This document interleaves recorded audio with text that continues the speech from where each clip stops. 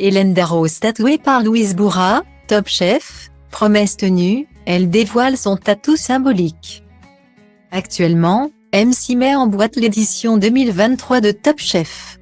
Pour l'occasion, Hélène Darroze, qui aura un rôle très spécial cette année, a été invitée dans les locaux de Sud Radio ce jeudi 15 décembre 2022 pour parler de cette nouvelle saison prometteuse.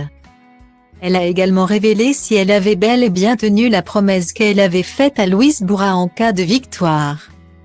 La saison dernière, les téléspectateurs de M6 ont pu assister au choc des titans entre Louise Bourra, brigade Hélène Darroze, et Arnaud Delven, brigade Glenn Vielle. Et, avant que sa protégée ne soit sacrée, la chef de 55 ans lui avait promis qu'elle la laisserait la tatouer si elle remportait l'aventure. Et c'est ce qu'il s'est passé. La jeune femme a en effet empoché 56 190 €, grâce à ses 19% de voix. La grande amie de Laetitia Hallyday a donc, comme convenu, laissé lui faire un tatouage.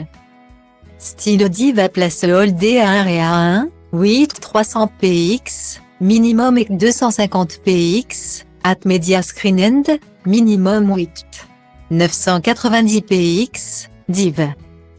À place Holdé à 1 et à 1, 8 620 px, minimum et 350 px, style.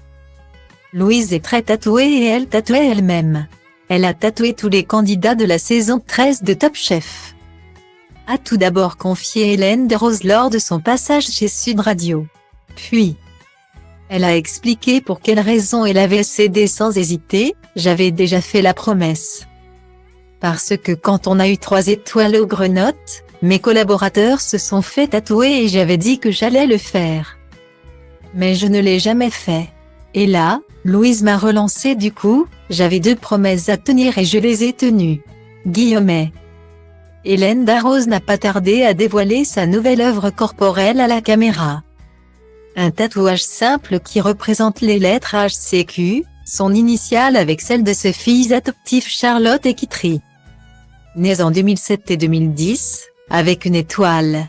Un bel hommage à ces 2 merveilles qui rendent son quotidien plus beau. Au début, j'avais 2 nounous. En travaillant 6 jours par semaine de 9 h à 23 h.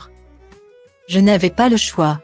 Être chef et maman, c'est compatible, il ne faut pas se mettre de barrières. Confiait-elle en 2018 à TV Mag. Et de préciser que ses filles sont très heureuses et équilibrées et qu'elles restent sa priorité.